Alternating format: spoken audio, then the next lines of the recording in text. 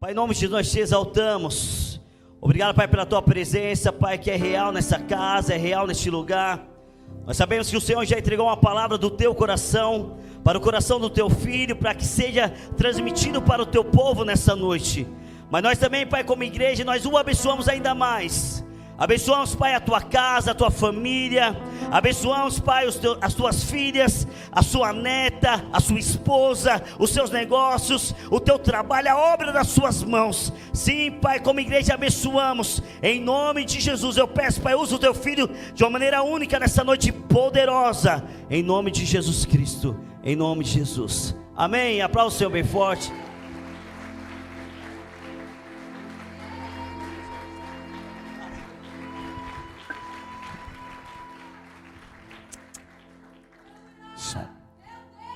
Graças a Deus. Eu cumprimento os irmãos com a paz do Senhor. Quem está feliz com Jesus hoje? Então encontre uma pessoa bem bonita do seu lado e dê um sorriso para ela. Ficou difícil? Tem gente que nem virou o pescoço. Sinceridade é tudo, né? É uma alegria poder estar aqui na cidade de Cajamar, nesse lindo ministério, conhecendo vocês, revendo amigos, e mais feliz ainda por ter conhecido o pastor Eliel, essa figura simpática, querida, um homem que tem um bom humor, né? Gostei muito do senhor. O senhor ganhou um amigo, tá bom? E a alegria de um baixinho é encontrar outro. A pastora Tamires, que nos serviu um café agora há pouco, que eu fiquei estonteado, Deus abençoe. As filhas, a Lara e a Bárbara, né? O André, cadê o André? O André está ali. O André está com uma camisa ali que nem Salomão, em toda a sua riqueza, teve uma camisa como essa. O Roberto fez aqui alguns apontamentos, pastor, para eu agradecer ao apóstolo Jonatas, que foi quem fez a ponte, né? Para eu poder chegar aqui. E o apóstolo Lorival, que é o presidente da IAP. IAP é assim que fala? Deus abençoe a ele. Alguém trouxe Bíblia nessa noite? Então, abra sua Bíblia comigo, no livro de Atos dos Apóstolos, Atos capítulo de número 2.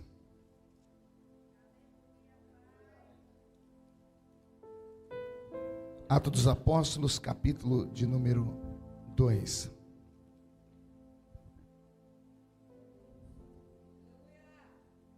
Deus está aqui.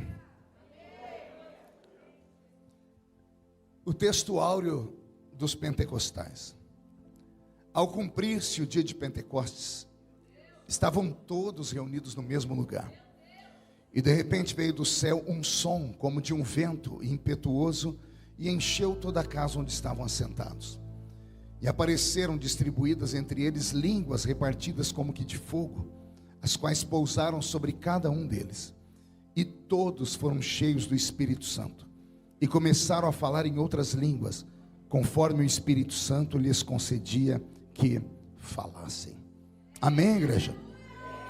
Feche a Bíblia, coloque no banco, na cadeira, e pegue na mão da pessoa mais perfumada do seu lado. Eu tentei bonito, não deu certo. Perfumado, por enquanto, deve ter alguém do seu lado ainda. E só aperte a mão dessa criatura com carinho, até ela falar aleluia. Pentecostal que não faz barulho está com defeito de fabricação, não é? Vamos orar? Senhor, nós te exaltamos, nós te glorificamos, e nós entendemos que dentro de alguns minutos, e mais uma vez, esta linda igreja ficará pequena para o tamanho da glória que o Senhor vai mandar do alto dos céus. Os que vieram tristes começarão a saltar de alegria. Os que vieram se arrastando não voltam para casa se arrastando. Hoje voltarão voando nas asas de um novo tempo. E antes que eu comece a revelar os seus segredos, cerque esta igreja com a sua presença. E num raio de 5 quilômetros, onde houver um demônio alojado, eu dou a esses demônios segundos para sumirem de Cajamar. Porque se não sumirem, serão queimados pelo poder da sua glória que aqui será derramada. rasgue os céus sobre nós, manda anjos de fogo descerem aqui, que estes anjos desçam, trazendo brasas de fogo nas mãos, comecem a esparramar estas brasas entre nós, e onde houver um crente cheio do Espírito Santo, pega ele nesta noite, Jesus, e mostra o caminho da verdadeira e poderosa adoração. Fala conosco, fica conosco, é o que eu te peço agora e sempre. E toda a igreja diz: amém. Os que podem, tomem o seu assento aplaudindo a Jesus, porque Ele é bom.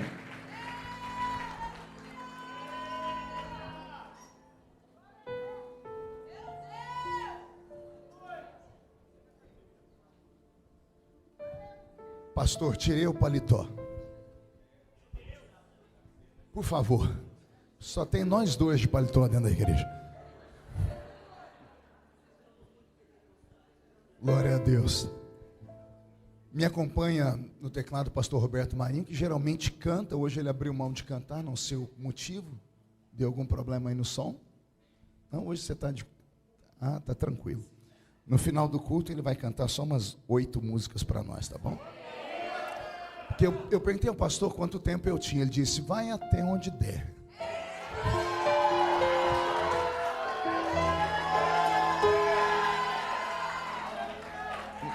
Pastor, nunca diga isso para um velho pregador.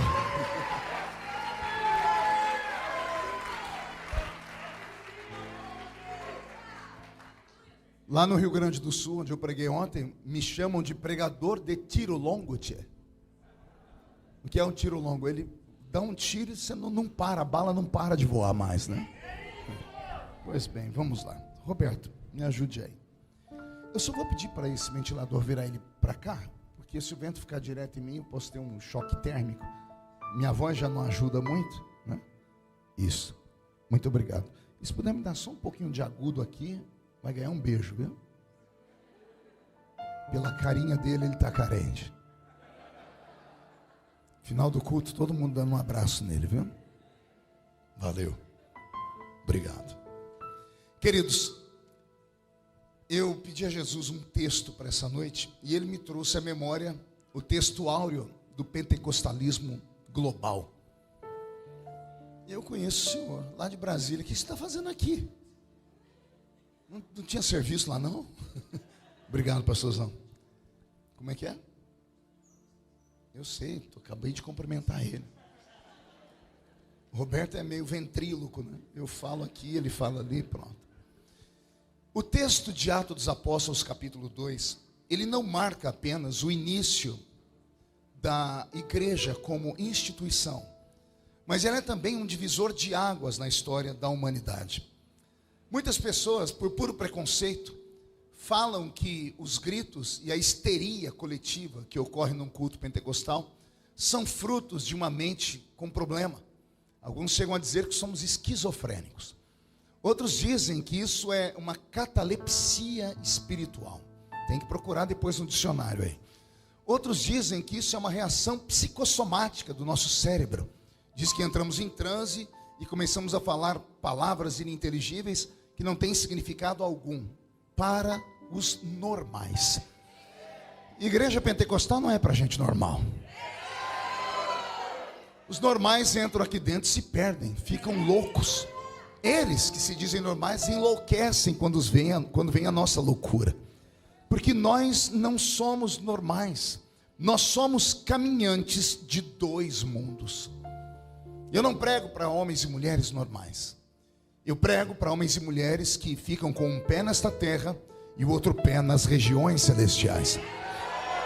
E isso foi a força motriz que levantou a igreja de Cristo em Atos dos Apóstolos. E com esse poder liberado pelo Espírito Santo, a igreja se tornou essa potência que é até os dias de hoje. Não foram uma nem duas, mas inúmeras vezes que o diabo, agindo como um bombeiro, tentou apagar a chama do Espírito Santo. Mas como Deus é mais sábio do que ele, Deus trocou a água por combustível. E cada vez que o diabo tenta apagar a chama do Espírito Santo, há uma explosão de avivamento. E eu quero acreditar que nesta noite Deus vai marcar a história de Cajamar e vai mudar a sua vida definitivamente. O que eu quero propor nessa noite para vocês é uma visita dentro da Bíblia Sagrada para compreendermos o que é o Pentecoste. O Pentecoste não é apenas um movimento que acabou. O Pentecoste é uma devolução parcial da autoridade que o nosso ancestral primário, Adão, recebeu lá no Éden. Todos que aqui estão devem saber que Adão, embora fosse feito de carne e osso como nós, ele tinha algo diferente. Adão não era um ser humano parecido conosco. Pelo que eu li na Bíblia Sagrada, ele era diferenciado. Primeiro porque ele não enxergava como nós enxergamos. Tanto que a Bíblia diz que assim que ele comeu do fruto do conhecimento do bem e do mal, os seus olhos se abriram e ele viu que estava nu. Ou seja, se antes ele não entendia ou não percebia a sua nudez, duas coisas: ou ele era como uma criança que não tem conhecimento algum, ou o corpo dele, mesmo sendo de carne e osso, era vestido de uma glória que não dava a ele a habilidade de enxergar a sua nudez. E é nisso que eu aposto. Adão não era burro. Adão não era uma criança criada que não sabia ler nem escrever, não tinha capacidade mental. O corpo de Adão, embora fosse como o meu e o seu, ele era envolto num manto de mistério. Por quê? Só essa é a explicação lógica para ele olhar para si e não ver a sua nudez. O corpo dele reluzia, o corpo dele brilhava. Pastor, há algum apontamento nisso na Bíblia? Eu vejo, não no primeiro Adão, mas eu vejo no segundo Adão. A Bíblia chama Jesus de segundo Adão. Alguém deve se lembrar aqui do texto onde a Bíblia fala que Jesus subiu até o Monte Tabor, no Monte da Transfiguração, e podendo ter levado os 12 discípulos, levou apenas 3. Pedro, não ouvi, levou apenas 3. Qual era o nome deles? Até aqui há um profundo mistério, porque se Jesus escolheu aqueles 12 homens, isso dava a eles a habilidade de serem especiais. Mas mesmo os especiais não estavam preparados para ver aquilo que aqueles 3 malucos viram. Com isso eu aprendo que dentro da igreja só tem gente especial. Mas mesmo os especiais, nem todos estão preparados para ver algumas coisas, porque se verem vão enlouquecer. Então mesmo entre os especiais existem alguns que são diferenciados. E a esses diferenciados, o Senhor dá aquilo que não dá aos demais. Por isso Jesus levou para o alto do Monte da Transfiguração apenas Pedro, Tiago e João. E no alto do Monte da Transfiguração, Jesus deu uma palavra de ordem para que Pedro, Tiago e João ficassem em um certo espaço. E ele se afasta deles a um tiro de flecha, 28 metros aproximadamente. E ali, distante deles, a Bíblia Sagrada diz que o céu se abre. E 2 seres descem do céu. E o corpo daquele homem, do segundo Adão, passa a reluzir, passa a brilhar, se transfigura e fica como o clarão do sol ao meio-dia, ao ponto dos discípulos de Cristo não conseguirem mais enxergá-lo, porque Jesus se transfigurou em um facho de luz. Ele não virou Deus, porque ele não deixou de ser Deus na sua essência. O corpo dele não foi transformado num corpo de glória, não. É porque quando o céu abriu e veio a dimensão do eterno para perto dele, aquele homem em santidade plena teve o seu corpo resplandecendo exatamente como o corpo de Adão. Adão era como o nosso Cristo ali no Monte da Transfiguração. Alguém compreendeu isso aqui? Adão tinha habilidades que os homens não têm mais. A minha Bíblia diz que ele colocou nome nos animais, sim ou não? Colocar nome no cachorro é fácil, é um animal dócil, está ali perto dele. Colocar nome no leão fica um pouquinho mais difícil. Colocar nome nas aves não é tão difícil, porque elas se cansam de voar, é só ele correr atrás, esperar elas se assentarem e então colocar nome nelas. Eu quero ver colocar nome nos peixes do mar. Como foi que Adão colocou nome nos peixes do mar? Teria ele chamado os peixes do mar à beira da praia? Se viessem à beira da praia, a baleia, por exemplo, teria encalhado. Outros animais também. Será que Adão podia respirar debaixo d'água? Será que Adão podia voar? Por que, pastor, o senhor faz essas perguntas? Porque Jesus, através do eterno Pai, deu a ele uma palavra de ordem: você vai viver enquanto não pecar. Enquanto não pecar, você está imortalizado. Adão foi um imortal até cometer o erro. Então quer dizer que enquanto ele não cometeu o erro, ele poderia brincar com a vida e desafiar a própria morte. Ele estava proibido de morrer, porque ele estava debaixo de uma palavra. Liberou Deus uma palavra sobre ele, dando a ele autoridade suprema sobre este planeta. O Senhor disse a ele: dominai a terra. O Senhor disse a ele: sujeitai a terra. A palavra dominar e sujeitar estão no imperativo.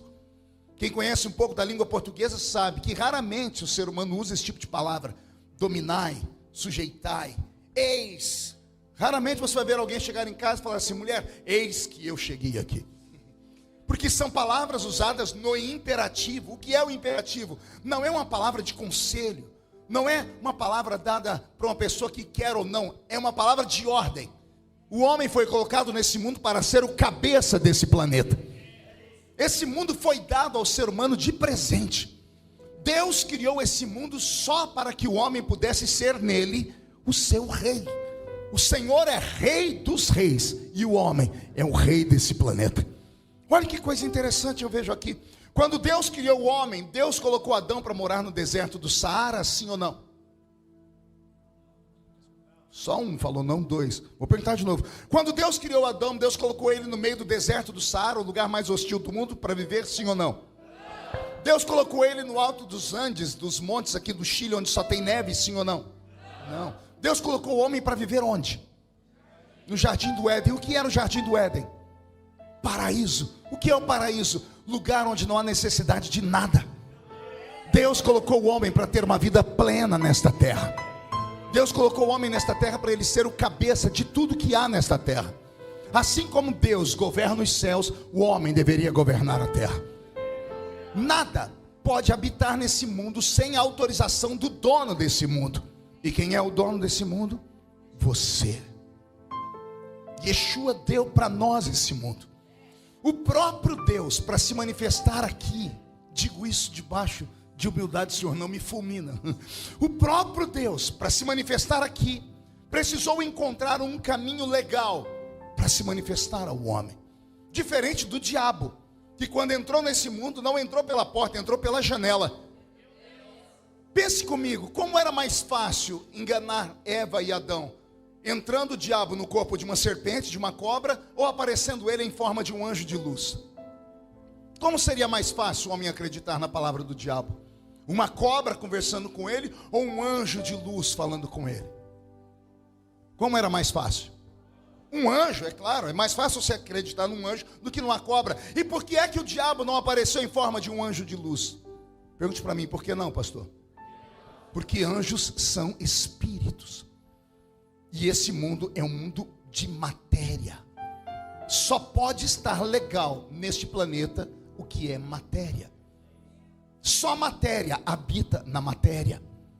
Por exemplo, essa casa está cheia de anjos, sim ou não? E por que a gente não os vê? Porque alguns de vez em quando os enxergam. Alguns têm essa habilidade, mas só têm essa habilidade quando estão mais perto de lá do que daqui. Geralmente estão em jejum profundo, muita oração, muita santidade. E aí eles conseguem rasgar o véu que separa o mundo de Deus desse, e eles trazem o céu para perto deles. O restante de nós não vê nada. Por quê? Nossa vida material nos impede de ver. Os anjos não podem morar nesse planeta. Pergunte por quê?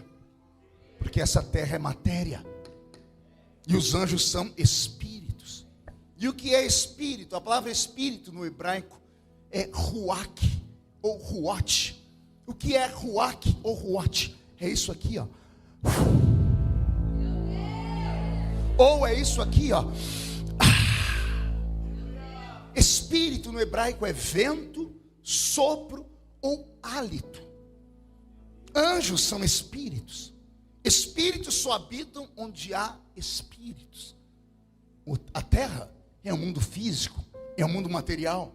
Como é um mundo material, nenhum espírito pode habitar nessa terra. A não ser que os donos dessa terra com vídeos. A não ser que os donos desse planeta abram uma porta para eles. A não ser que os donos desse planeta dizem assim a eles: podem vir e ficar na minha vida. Você vai começar a entender porque alguns crentes são oprimidos pelo diabo. Porque algumas cidades são dominadas por espíritos malignos. Nenhum espírito maligno pode habitar nesse planeta. Por exemplo, se tiver aqui agora do meu lado um demônio de 3 metros de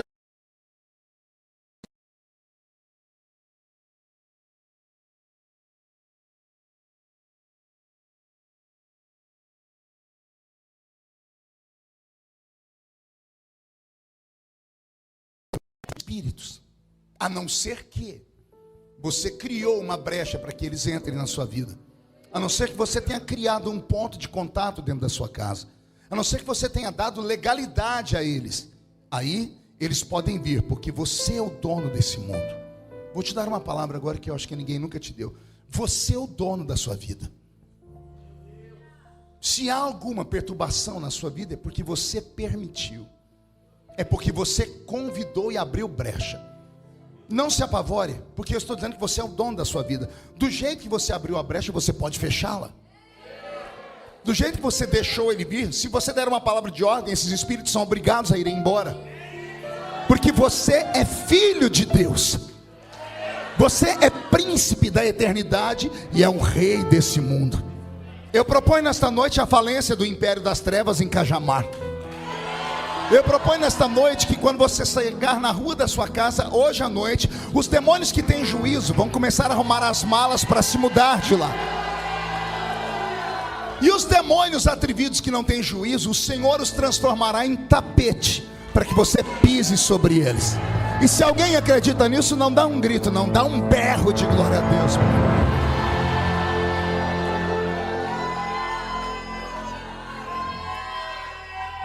Sabendo o diabo que esse mundo não é dele, para entrar nesse mundo ele teve que encontrar uma legalidade. E ele encontrou. Pergunte como. Ele encontrou um animal criado por Deus chamado de serpente. Um animal que podia andar, caminhar e tinha habilidade até de falar. Um ser, talvez um hominídeo. Pastor, mas animais falam. Papagaio repete, por exemplo. E não tem espírito, é apenas um ser que tem habilidade de repetir. Talvez um ser parecido com isso. Daí o diabo conseguiu entrar, negociou com esse animal e entrou no corpo dele e criou legalidade, porque agora ele tem matéria. Como ele tem matéria, ele pode falar com a matéria. E por isso ele conversou com Eva e a derrubou. E Eva acabou passando o erro para Adão. E Adão se afastou de Deus. Vocês devem se lembrar desse episódio cósmico. Quando Deus entra no jardim do Éden, o Senhor entra e vai no ponto de encontro, onde todas as vezes ele falava com Adão. E é interessante que quando Deus chega no ponto de encontro, Adão não está, e Deus faz uma pergunta. E a pergunta que Deus faz merecia uma hora de pregação. Porque Deus chega no Éden e diz assim: Adão, onde estás? Deus não chega perguntando: Adão, o que você fez? Deus não chega dizendo: Adão, por que é que você fez? Deus pergunta: onde é que você está? Deus está mais preocupado com o lugar onde você está do que com aquilo que você faz. Olha que interessante. Como assim, pastor? Deus está preocupado porque o ponto de encontro entre vocês dois está vazio. Você não ora mais naquele lugarzinho, você não tem mais aquele ponto de encontro com Ele em oração. Por quê? Porque você errou. O homem, quando erra, ele se afasta. E Deus não chega perguntando: o que é que você fez? Ele está preocupado onde é que você está nessa noite. Pastor, eu estou na igreja. Pois bem, mas a igreja não é o último lugar. Entrar na igreja qualquer um entra. Fizeram uma piada entre os paulistas, né? Por que o cachorro entrou na igreja? Porque a porta estava aberta. Então entrar na igreja qualquer um entra, até cachorro entra. Então Deus não está preocupado onde você está, se é a igreja. Deus está preocupado se você ainda tem aquele lugar secreto que foi cantado aqui, aquele lugarzinho onde só você e Deus se encontravam. Então o diabo entrou através de uma brecha. Ele criou uma brecha, mais ou menos como acontece com o judiciário do Brasil. De vez em quando os juízes conseguem encontrar uma brecha na Constituição Federal, na lei, interpretam a mercê deles e acabam sendo ilegítimos mesmo usando o código legal. Pode ser legal, mas é imoral. O diabo encontrou essa brecha. Esse mundo foi feito para mim, para você, para os seus filhos, para os nossos pais, avós, para os seus netos e bisnetos. Não foi feito para o diabo. Mas o diabo negociou com um ser de matéria e entrou nesse mundo. E o homem abriu a porta para ele. Deus poderia ter entrado ali e desfeito tudo isso. Mas Deus, diferente do diabo e do homem, não quebra leis. Deus não abre brechas. Como ele criou esse planeta, ele foi lá no Éden. Depois que Adão contou o que aconteceu, Deus chamou todos os personagens do pecado original. E a cada um deles o Senhor liberou a palavra da lei. A mulher, o Senhor disse: aumentarei em muito as suas dores. Você dará à luz sentindo dores. A sua conceição será terrível. Aí Deus olha para o homem e diz: para você vai ter que trabalhar, e com o suor do seu rosto vai comer. Ou seja, se não trabalhar, não tem sustento. Deus olha para a serpente e diz: você vai rastejar sobre o seu ventre e vai comer pó pelo resto da vida. O diabo estava saindo do lugar, e Deus chamou ele e falou: agora vem você aqui, cão. A mulher que você derrubou, porque foi através dela, Deus abraça Eva e diz: da semente dela vai nascer um que vai esmagar a sua cabeça.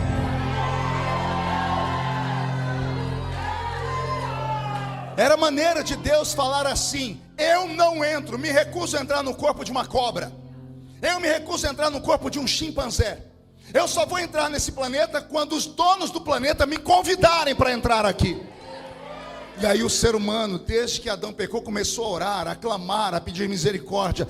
Até que um dia, 2000 anos atrás, lá na eternidade, Yeshua se levantou e disse: Pai, eis-me aqui, envia-me a mim. Eles querem salvação, então eu vou descer lá. Mas não vou entrar no corpo de cobra, não vou entrar no corpo de chimpanzé, nem no corpo de elefante. Eu vou nascer como ser humano. Vou entrar pela porta, não entro pela janela. Vou entrar e cumprir a lei. Alguém entendeu isso aqui? Isso eu acho que vale um glória a Deus mais alto do que esse.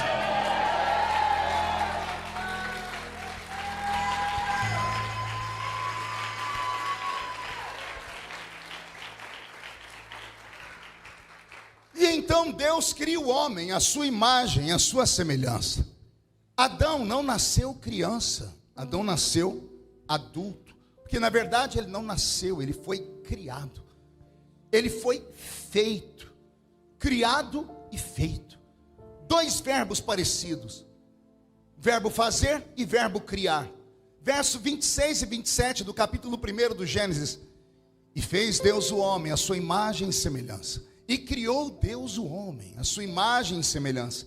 Parece ser redundância a explicação, mas não é. O homem é o único ser que foi feito e criado.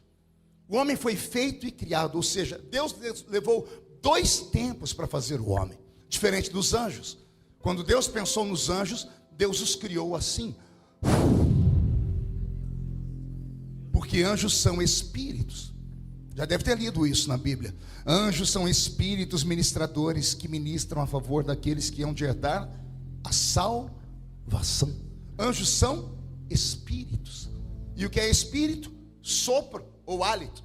Deus pensou nos anjos aqui, sentado no trono estava, sentado no trono ficou. Deus pensou e os criou assim. Por que anjos não podem morrer? Porque eles são partículas divinas, são o hálito do próprio Deus. Não nasceram do nada, saíram de dentro do próprio Deus. Por quê? Porque Deus soprou. Por favor, levante a cabeça e sopre. De onde saiu o sopro? Daqui de dentro. E por que eu pedi para você erguer a cabeça? Porque se você soprar em linha reta, possa ser que o irmão do seu lado tenha um problema, porque tem alguns irmãos que parece que escovaram o dente com o rabo do gambá. Então, quando sopramos, exaurimos aquilo que está dentro de nós. Os anjos saíram de dentro do próprio Deus, não podem ser destruídos porque são eternos. Depois Deus criou os animais irracionais. Aí, para criar os animais racionais, Deus conversou com a terra gere os animais. E a invenção dos animais é pura inteligência, entre aspas, da terra. Por isso que nós temos de uma pulga até um mastodonte. São animais completamente diferentes. Cada um tem a sua particularidade. E todos os animais parecem ser clonados. Já perceberam isso ou não? Quem já viu a foto de um leão? De 2 leões? De 3? Que diferença tem? Elefantes, girafas, gatos, cada um a sua raça, são clones. Animais são clonados, por isso não tem espírito. Eles se multiplicam apenas pela própria existência. Animais são chamados de alma vivente. Veja só, anjos são espíritos ministradores. Animais, alma vivente. Alma e espírito não são a mesma coisa. Fazemos confusão por não entendermos. Alma, emoção, palco das nossas emoções. Espírito, nossa psique, nosso intelecto. Anjos têm inteligência. Animais agem por instinto. Por mais que você pense que o animal é inteligente, como os cachorros, como o Buddy Collar e outros mais, não é inteligência como a nossa. Eles têm apenas o instinto. Pelo instinto eles agem daquela forma, foram criados para isso, e só sabem fazer aquilo. Eu vi essa semana um vídeo daquele, esqueci o nome do homem, é um escritor Suassuna, parece que é isso o nome dele. Ele falando que ele tirou um prendedor de roupa de dentro da pasta dele, disse: o homem que inventou esse prendedor de roupa, ele é um gênio. 2 palitinhos que tem um ferrinho no meio muito bem ornamentado, que serve para um monte de coisa. Ele disse: um macaco, mesmo vivendo 500 milhões de anos, jamais será capaz de inventar um negócio daquele. Porque os animais não têm inteligência. Eles agem por instinto. Os animais têm uma coisa que os anjos não têm. Pergunte o quê? Corpo físico. Porque Deus conversou com a terra. Os animais têm terra e alma, sentimentos. Animais têm sentimentos. Alguém já chegou em casa aqui e o seu pet, depois de muitos dias de não te ver, quando te viu, começou a abanar um rabinho naquela velocidade e fez xixi para tudo quanto é lado?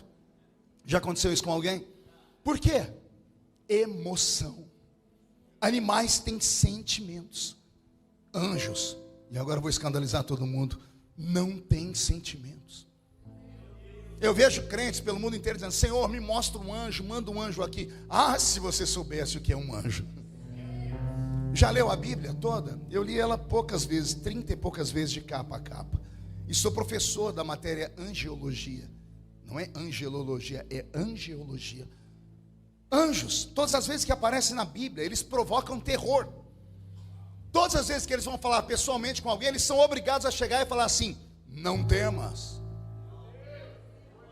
Quem já viu isso na Bíblia? Olha, se eles são tão bonzinhos, se são tão bonitinhos, fofinhos, por que eles têm que chegar e falar: não temas? Todas as vezes que você vê um anjo atuar no Velho Testamento, tirando aqueles que levam mensagens, são anjos que cumprem juízos, ordem de Deus. Quem foi que matou todos os primogênitos dos masculinos ou machos lá na época do Egito, de homens e animais? Um anjo. Quem matou 185 mil soldados no reino da Síria numa noite? Um anjo. Quem deixou cegos os homens de Sodoma e Gomorra? Os anjos. Quem fez cair Saraiva do céu e queimar Sodoma e Gomorra? Os anjos. Davi está chegando em Jerusalém depois de enumerar o povo, e ele viu um anjo com uma espada apontada para Jerusalém. Se ele não corre e compra a eira de Araúna e dá a Deus o sacrifício, Jerusalém teria sido varrida do mapa. E era um anjo. Anjos são seres que só executam ordens.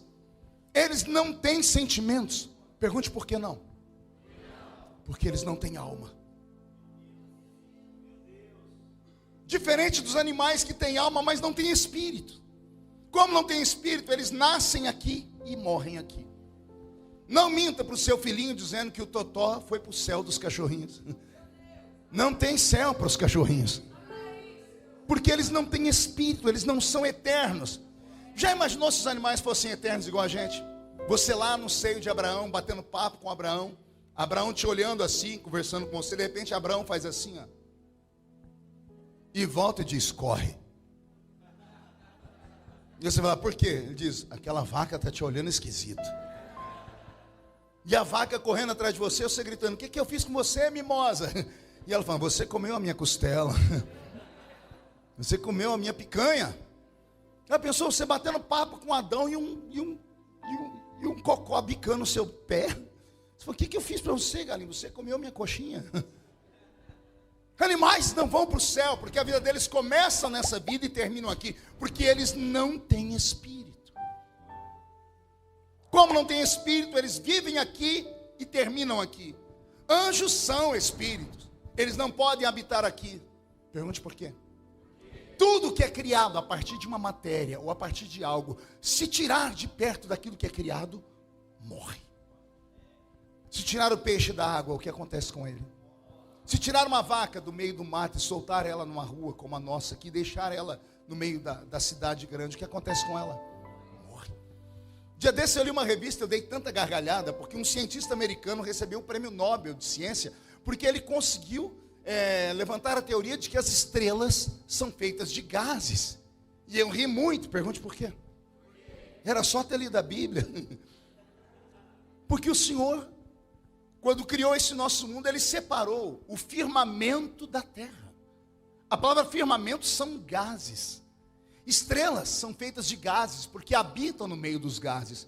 Você já deve ter visto uma estrela cadente, quem já viu?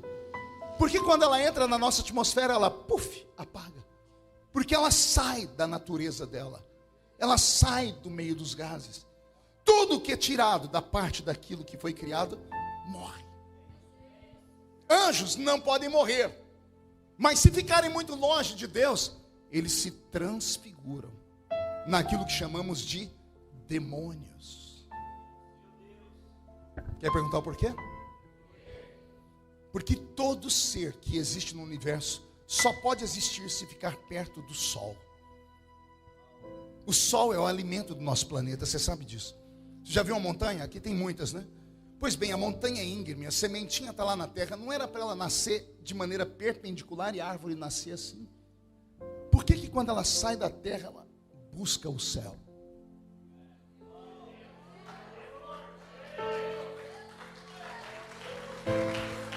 Porque ela precisa do sol. Os animais mais estranhos do mundo vivem nas profundezas dos oceanos. São desordenada a estrutura deles. Por quê? A ausência da luz. As crianças, quando nascem, precisam tomar banho de sol. Dizia minha velha mãe, com o seu português, do jeitinho dela: o filho da dona Teresa está com tiriça. A gente sabe que é icterícia, né? Mas a minha mãe falava tiriça. E para acabar com a tiriça, tinha que tomar banho de sol. Sem sol não há nada nesse mundo. E os anjos? Eles precisam do sol. Não desse que nós conhecemos, essa estrela de quinta grandeza. Eles habitam diante do sol da justiça. O eterno Deus de Israel, Ele é o sol da justiça.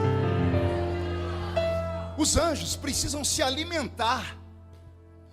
Pastor, e eles comem o quê? Eles não se alimentam pela boca. Eles se alimentam absorvendo o brilho do sol. Qual sol? O sol da justiça. Foram criados a partir de Deus. Se saírem de perto de Deus, se transformam em demônios. Por isso que os anjos caídos são chamados de demônios. Não podem estar mais diante de Deus. A ausência do brilho do sol que deu vida a eles os transfigurou em coisas horríveis e horripilantes. Olha que coisa interessante. Pastor, anjo come mesmo? Vou te dar um exemplo de um homem que experimentou o alimento deles. Tem um homem na Bíblia que experimentou o alimento dos anjos. Ele jejuou 80 dias. 2 ciclos de 40 dias cada um. Ele subiu ao alto da montanha, jejuou 40 dias e 40 noites e desceu trazendo tábuas da lei. Ele viu o povo adorando bezerros. Ele quebrou as tábuas e voltou para um monte. E diz ele em Deuteronômio capítulo 9: e mais 40 dias e mais 40 noites não comi pão nem bebi água. 80 dias sem comer e sem beber, qualquer ser humano morre. Mas 80 dias depois, ele não morreu. Ele voltou lá de cima mais forte do que quando ele subiu, trazendo novas tábuas da lei. Pastor, o que o senhor quer dizer? Eu quero dizer que ele se alimentou do alimento dos anjos. Tem prova? Tenho. Pergunte qual. Vamos usar a ciência moderna. A ciência moderna diz que o homem é o que o homem come. Se você olhar do seu lado agora, e eu te deixo, porque o seu desejo desde que entrou aqui era reparar o irmão do seu lado. Pode olhar, olha agora, aproveita, vê a roupa, o brinco. Mas dá uma olhadinha nesse corpinho lindo, nessa pele. Esse corpinho em forma de um botijão de gás ou de uma tábua de passar roupa. Essa coisinha fofa. Você é capaz, sem ter o dom de revelação, dizer porque a criatura está desse jeito. Mulher principalmente, mulher sabe tudo. Ela olha a outra e diz, ó, tá caprichando na vitamina E, hein? Ó a pele dela, vitamina D em excesso. Cabelo, ó, a vitamina A. Em compensação, quando vê alguém parecendo o gadareno, fala, esse não está se alimentando direito não, está esquisito. O homem é o que o homem come, sim ou não? Moisés desce 80 dias depois, e a Bíblia diz que quando ele chega perto do povo, as pessoas são obrigadas a pegar um pano.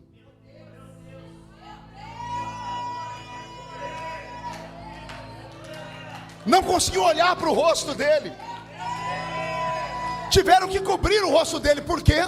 O rosto dele resplandecia como o sol.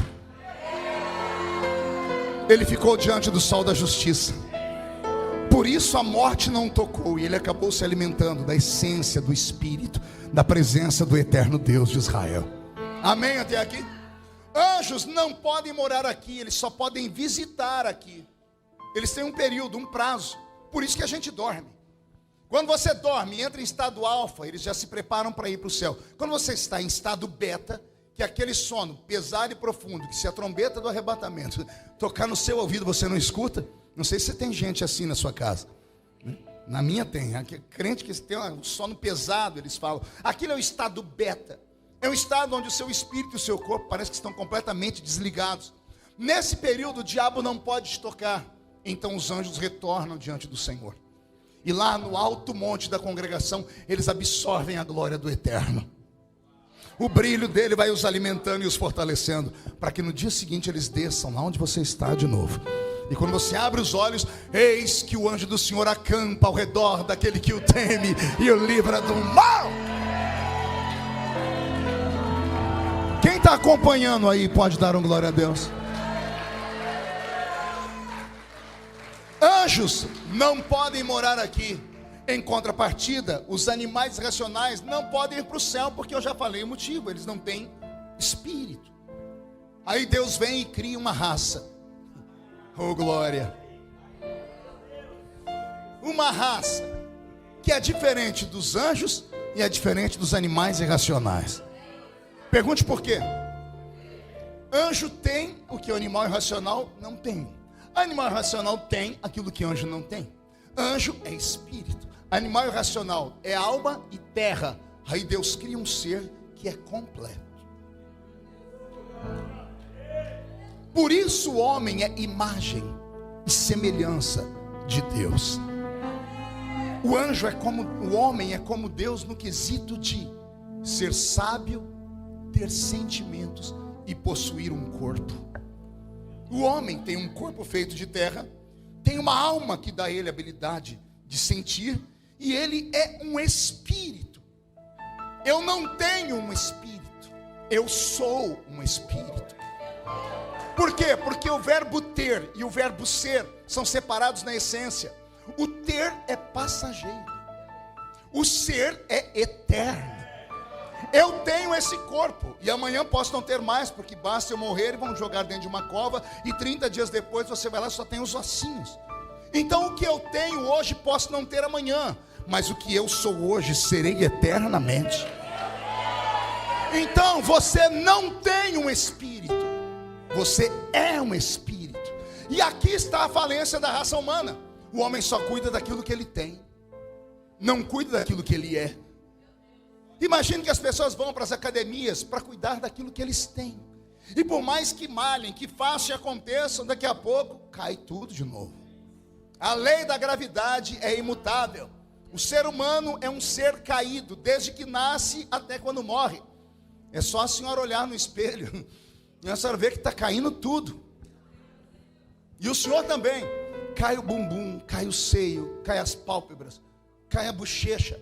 O ser humano vai caindo, automaticamente vai ficando velho. A gravidade puxa ele para a terra. Pergunte por quê? A terra está cobrando o que é dela. O pó volta ao pó. Mas já percebeu que a pessoa, quanto mais velha, mais perto de Deus ela fica? Pergunte por quê? Se o pó volta ao pó, o espírito quer voltar para Deus, porque foi Deus que o deu. Aleluia! Por isso temos que ensinar os nossos filhos e ter paciência com os adolescentes, porque o adolescente está no apogeu da sua vida, então ele não pensa em nada lá de cima, ele só quer desfrutar das coisas dessa terra. E se ele vencer a fase que ele está passando, nada mais vai tirar ele do caminho do Senhor. Por isso a Bíblia diz: ensina a criança no caminho que deve andar, porque quando ela crescer, nunca mais se desviará dele. Posso ouvir um glória a Deus por isso? Aí Deus cria o homem, a sua imagem e a sua semelhança. Veja só, anjos só podem viver lá, visitam aqui, mas só podem morar lá. Animais racionais só podem viver aqui, não podem visitar lá porque não tem essência do céu. Aí nessa noite eu estou pregando para a única raça do universo que vive aqui. Vou deixar a sua inteligência. Vive aqui e qualquer dia desses vai viver lá. E se a trombeta do arrebatamento tocar hoje à noite, eu não sei você, mas se daqui de dentro só 2 subir, um sou eu, quem é o outro? E vem comigo. Então reage, pelo amor de Deus.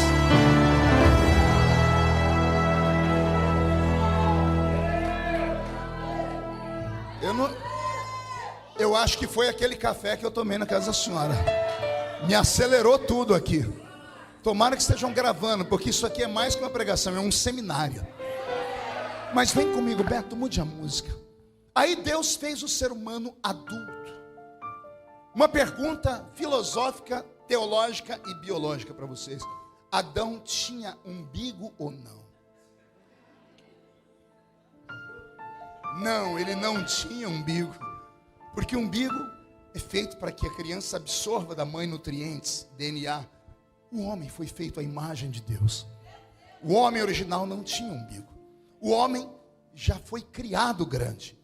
Adão não aprendeu a falar, ele nasceu falando. E agora vem a revelação. Olhe para o seu irmão e diga: se segure aí. Adão falava sim ou não? A Bíblia mostra diálogos dele com Deus. Adão, onde estás? Eu vi que estava nu e me escondi. Quem te mostrou que estava nu? A mulher que tu me deste. Adão dialogava com Deus, sim ou não? Respire fundo. Em qual idioma?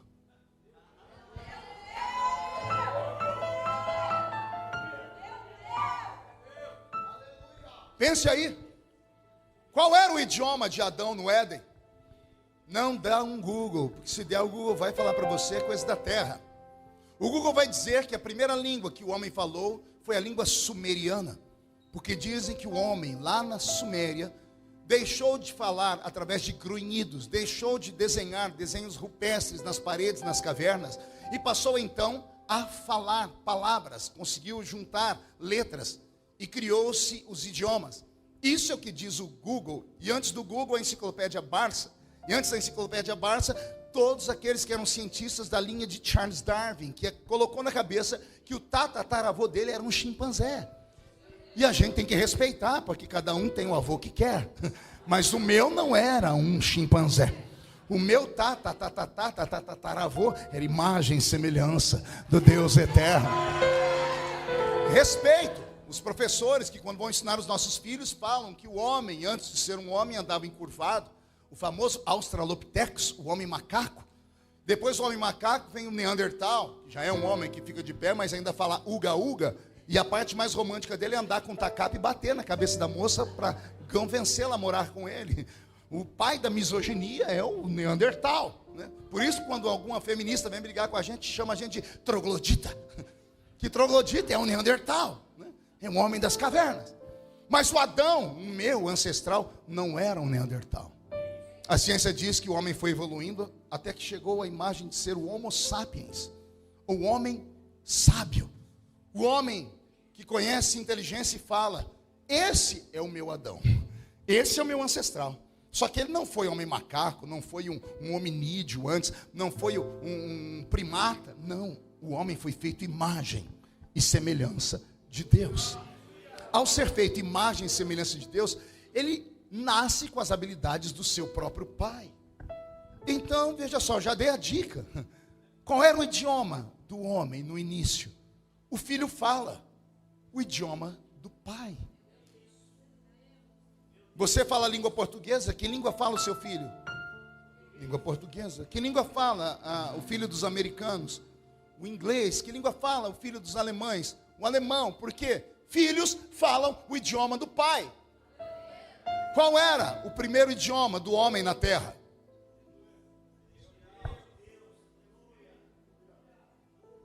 Pense, põe aí o tique e o teco, os dois neurônios que sobraram depois de tanta química no cabelo. Põe eles para funcionar. Qual era o idioma que o homem falava no Éden? O homem falava o idioma do céu. E agora vem a parte mais bonita, pergunte qual? Qual era o idioma do céu? Qual é a língua de Deus? Só vamos descobrir na eternidade. Porque antes de Deus criar os seres vivos, só havia Ele. Não havia nada antes dele. E também não posso dizer que houve coisas após, porque não dá para mensurar o tempo de Deus. Sabe a tal da eternidade? Ela nasceu e foi criada pelo próprio Deus. E quando a eternidade acabar, Ele continuará sendo Deus. Consegue imaginar isso ou não? Deus é um ser incriado. Ele é um ser que sempre existiu. Coisas que a mente humana não consegue acompanhar, porque a nossa mente é limitada. Nós só conseguimos acreditar naquilo que tem um ponto de partida. Deus não tem ponto de partida. Ele é a própria partida. Antes dos anjos, antes dos animais racionais e antes do homem, só havia Ele. Ele e mais Ele e mais Ele. Que nós chamamos na tradição pentecostal de trindade. Que eu prefiro chamar de divindade. E essa divindade conversava com quem? Consigo mesmo. E para falar consigo mesmo não precisa articular palavras. Basta pensar. Você já conversou com você mesmo? Que conclusão você chegou? O ser humano conversa, a gente conversa com a gente mesmo de vez em quando aqui dentro. Deus fazia a mesma coisa. Aí Deus tem uma visão e Ele cria os anjos.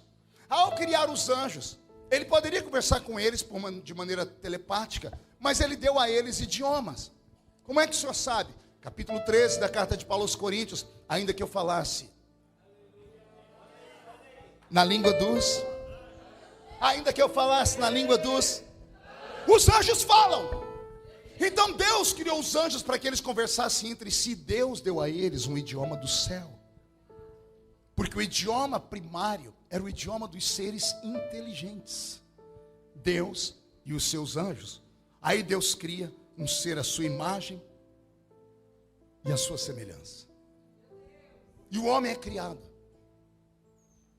com a habilidade do céu. Adão falava o idioma do céu. Esse foi o primeiro idioma do homem. E o que aconteceu? O homem, depois que pecou, começou a perder tudo que recebeu do céu. Após o seu pecado, aquele brilho de santidade, de pureza, desapareceu dele. Então ele enxergou a sua nudez. Dali em diante, foi queda livre. Porque Deus havia dito, do dia que você comer do fruto da árvore do conhecimento do bem e do mal, você vai morrer. A morte é uma doença incurável. O ser humano não conseguiu até hoje encontrar o retardamento da morte. Ele até dá uma sobrevida, alguns através de remédios, mas ele não consegue eliminar a morte do planeta, porque ela é uma maldição herdada. O apóstolo Paulo, na carta aos Coríntios, no capítulo 15, diz: a morte é o último inimigo a ser vencido pelo ser humano. Houve um que há 2000 anos atrás deu um couro na morte. Ele estava na cruz, pendurado. Antes de morrer, a morte olhou de longe e se aproximou dele. Toda arrogante, também pudera. Ela olhou de longe, ele estava assim, ó. Só tem um problema, pergunte qual. Quando ela foi chegando perto, ela viu que ele não era um. Ela só enxergou de longe o tal do Yeshua. Mas quando ela chegou perto, ela viu dentro de Yeshua o Cristo. Por isso Jesus Cristo. Não é nome e sobrenome. Jesus, o homem. Cristo, Deus. Jesus tinha carcaça de homem, mas dentro dele estava Deus. O homem é doente, se adoece. O homem se curva e cai. Deus, nunca. A morte chegou perto e Yeshua estava assim. Cristo estava assim. Pegou ou não? Yeshua estava assim. A morte chegou perto, olhou para dentro de Yeshua, o Cristo estava assim. A morte chegou para levar embora Yeshua,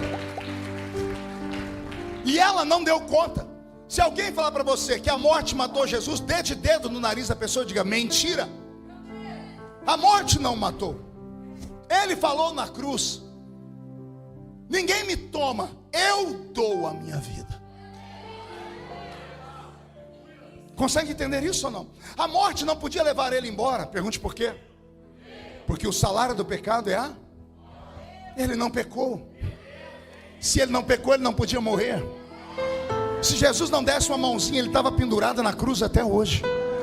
Porque Deus não pode se autoflagelar com a sua palavra. Ele não pode negar a si mesmo e não pode negar a sua palavra. Ele estabeleceu: só morre porque peca. Se quem peca tem que morrer, quem não peca tem que viver.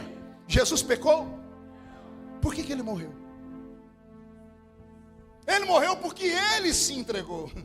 Ele dito: nas tuas mãos eu entrego, ninguém toma. Vou repetir: a morte chegou e tentou, não deu conta. Ela bateu a foice dela no peito de Jesus. Já viu desenhos da morte? Figuras. Os gregos sempre carregam a morte num gorro negro, carregando uma foice na mão. Aquilo é verdade.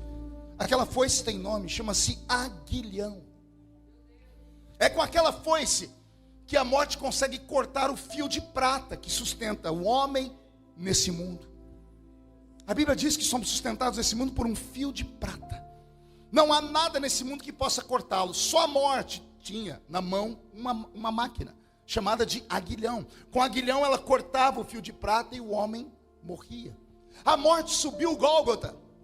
Quando viu Yeshua de cabeça tombada, ela levantou a foice. Quando ela olhou para frente, estava o Cristo, dizendo para ela: cai dentro,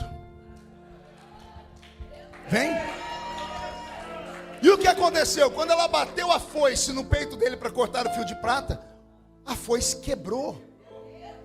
O senhor é louco, pastor? Não, está escrito. Primeira carta de Paulo aos Coríntios, capítulo 15. Paulo está pregando um sermão cheio de Deus lá na fonte. Ele olha lá na porta, quem está lá? A morte.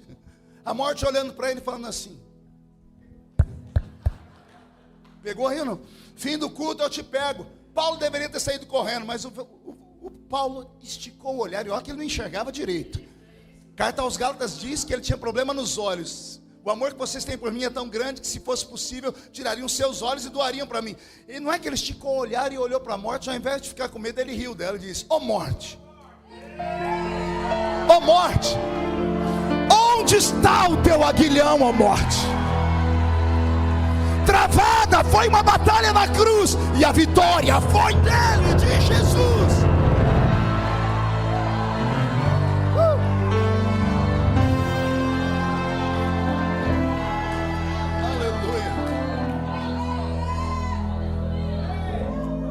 Olha que coisa, olha quanta coisa linda nós temos na palavra. O homem foi pecando e foi se afastando de Deus. O homem foi perdendo as suas habilidades. A habilidade de dominar a terra, porque ele abriu concessões para demônios. Existem coisas que somente os curiosos vão descobrir. Se um dia tiver curiosidade, tente ler o livro de Enoque, 1, 2 e o 3. Pastor, mas não tá na Bíblia o livro de Enoque. Não está. Mas se ele fosse tão apócrifo como todo mundo diz, não seria citado por Judas, lá no versículo 14, que antecede o Apocalipse. Eis que é vindo o Senhor com milhares dos seus santos. Assim profetizou Enoque, o sétimo depois de Adão. De onde tiraram isso? Do livro de Enoque. E no livro de Enoque ele vai contar para nós dos anjos que caíram e que vieram a esse mundo, chamados de sentinelas. E como foi que o mal entrou no mundo? Como foi que o ser humano aprendeu a abortar? O livro de Enoque fala dos anjos que ensinaram o homem a abortar. As artes mágicas, as artes de feitiçaria. Tem gente que não acredita em feitiçaria, mas elas existem. Se não existissem, Deus não teria determinado a morte dos necromantes no Velho Testamento. O Senhor disse que ninguém podia consultar os mortos. Havia habilidades que nós perdemos com o passar do tempo, porque o próprio Deus foi arrancando do homem. O homem era um ser divino. A centelha de Deus habitava dentro de nós. A centelha divina estava, porque o homem é filho de quem? de Deus. Olha só que coisa difícil de comungar. Tem uma frase na terra que diz assim: filho de peixe. Por quê? Peixe gera peixe. Cachorro gera gato, gera cavalo, gera vaca, gera. Deus gera o quê?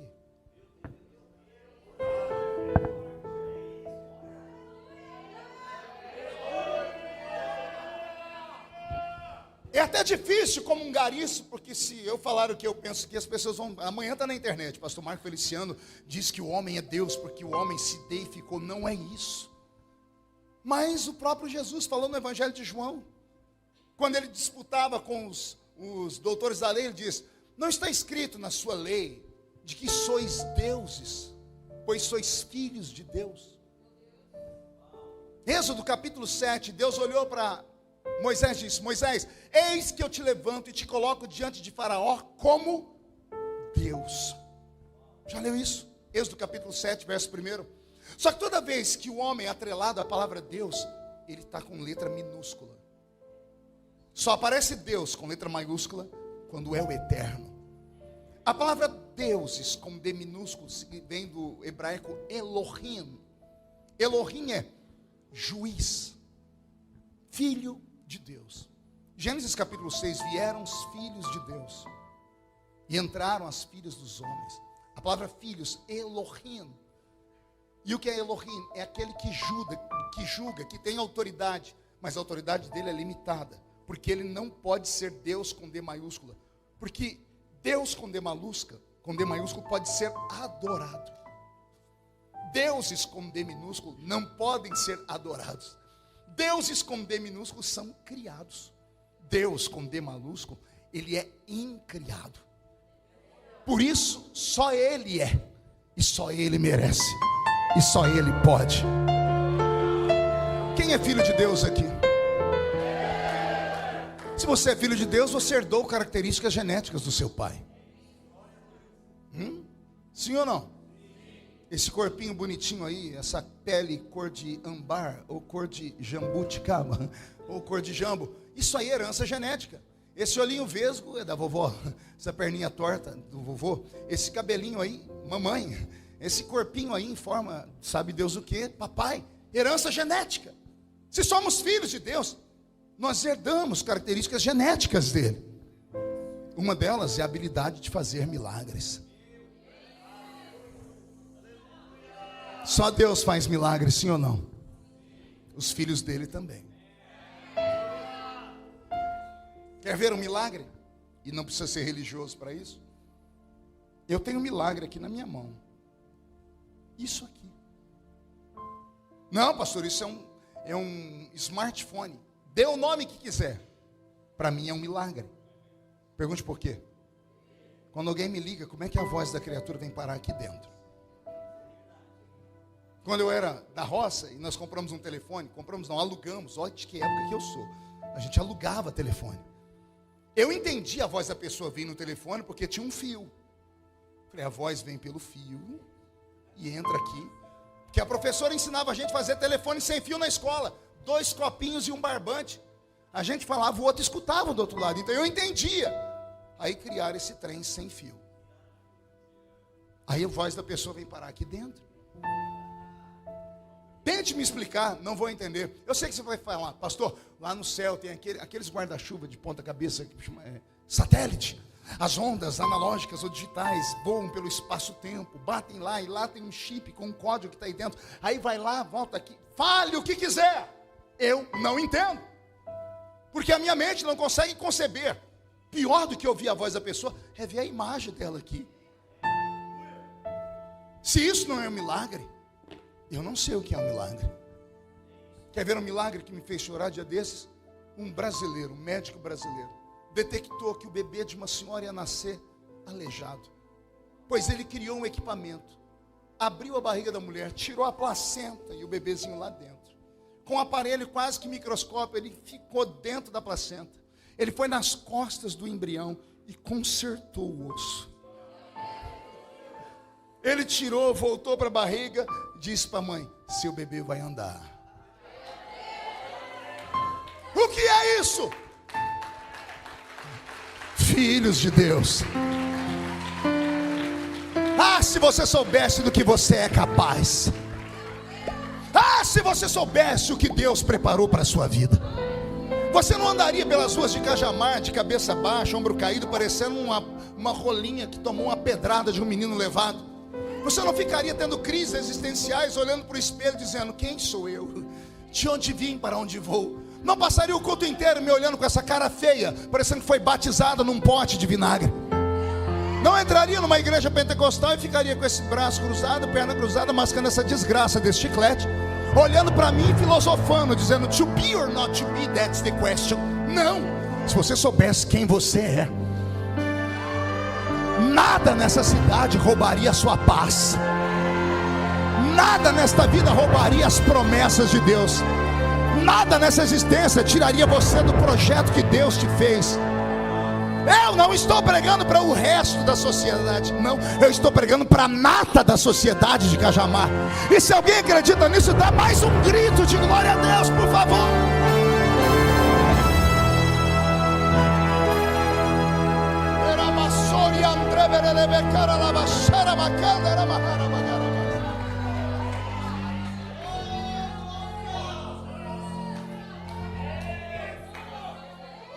A última coisa que restou para o ser humano como centelha divina era o idioma do céu. Mas logo após o dilúvio, se levantou na terra um homem chamado Nimrod. O homem que foi o arquiteto, o construtor da Torre de Babel, o primeiro rei dos homens. E ele colocou na cabeça de todo o mundo de sua época que Deus poderia voltar a destruir a terra com um dilúvio.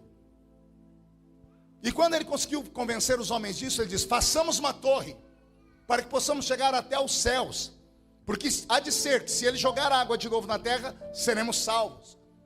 E na medida que a torre foi sendo construída, os homens adorando Nimrod, Deus teve um surto.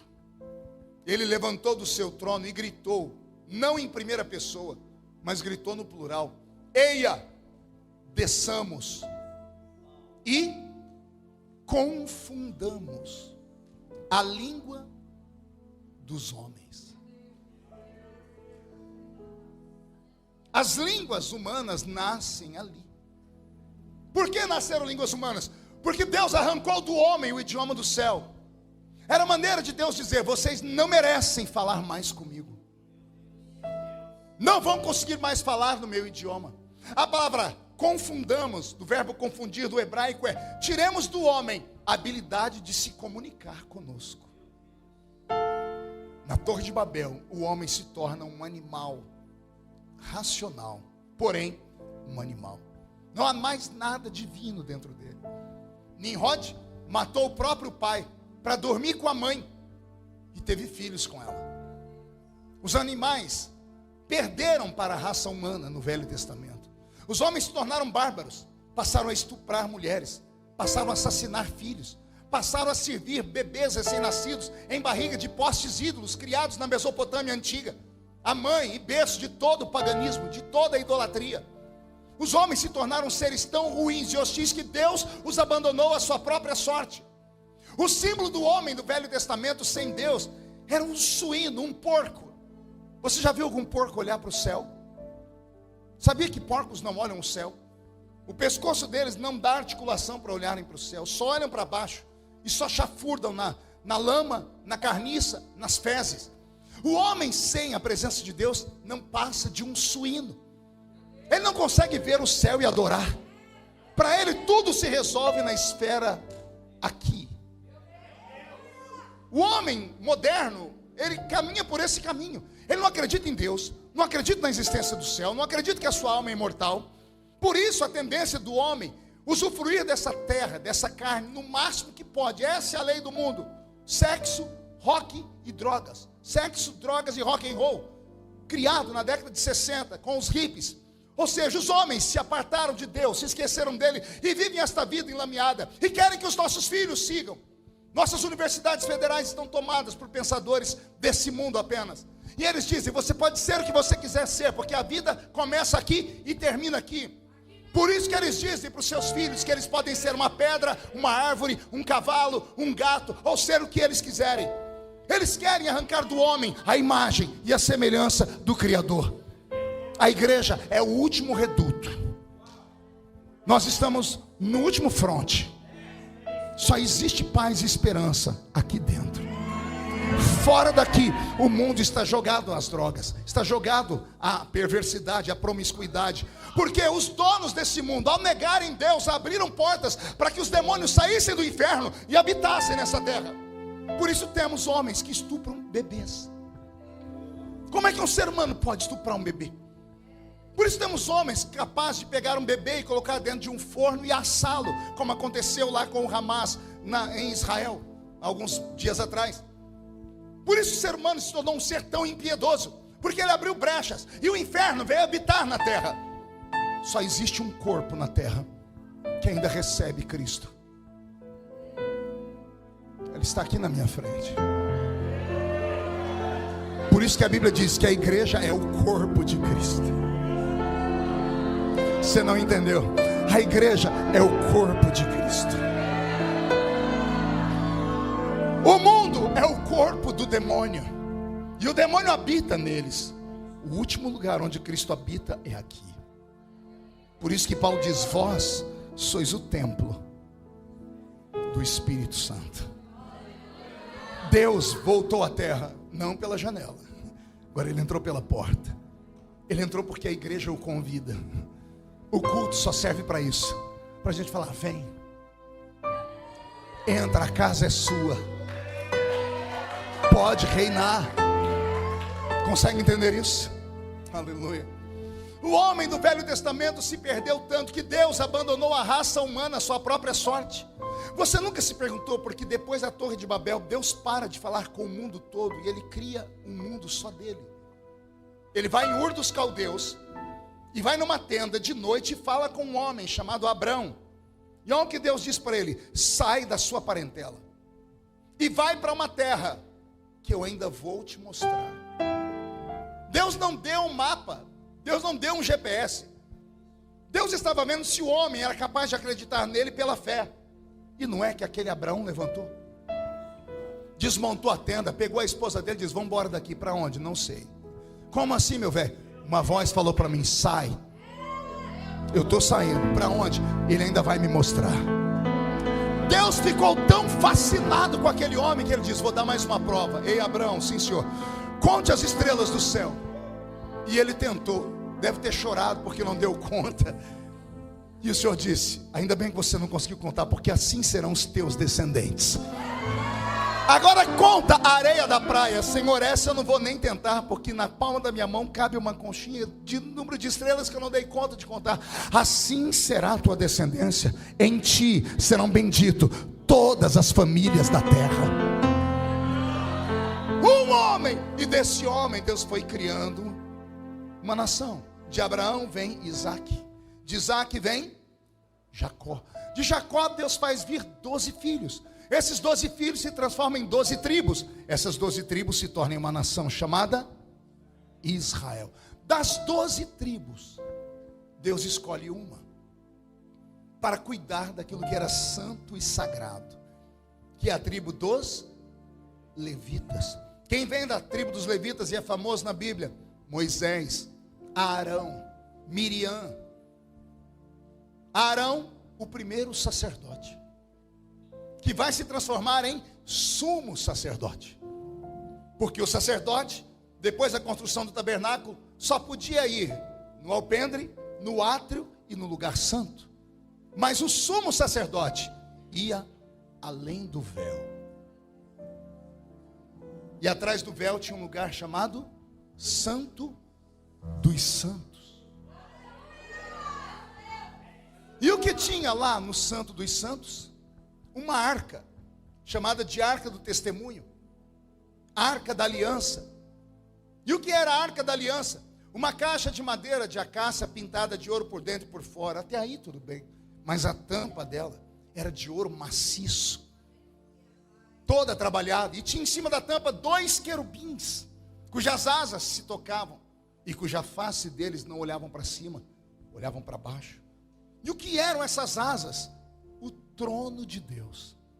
Uma vez por ano, no dia do Yom Kippur, Deus saía da nuvem, do trono de glória, das asas do querubim de verdade. Não é assim que está no Salmo 18? E ele sentou nas asas de um querubim e voou nas asas do vento. Deus saiu das asas do querubim, porque os querubins sustentam o seu trono, e ele desceu nas asas dos querubins de ouro. Deus se assentava em cima do trono dele, da arca da aliança, naquele cubículo chamado Santo dos Santos. E naquele cubículo chamado Santo dos Santos, somente um homem podia entrar. E esse homem era da tribo de Levi. E esse homem era um sumo sacerdote, ou seja, o chefe de todos os demais. Para entrar ali dentro, não podia ser de qualquer jeito. Sua roupa tinha que ser extremamente camuflada. Uma roupa branca por baixo, uma roupa colorida por cima, uma capa por cima dessa roupa colorida com campainhas e romãs aqui nos seus pés, um peitoril com 12 pedras preciosas no peito, 2 ombreiras com 6 pedras preciosas aqui, 6 pedras preciosas aqui. Nesse dia ele não podia usar o kippá, que é aquele chapeuzinho que o judeu usa aqui no cocoruto. Ele usava uma mitra, que é um turbante extremamente grande, cujas bordas tapavam a orelha, o pescoço e atrás dele. E aqui em cima vinha escrito em ouro: santidade ao Senhor.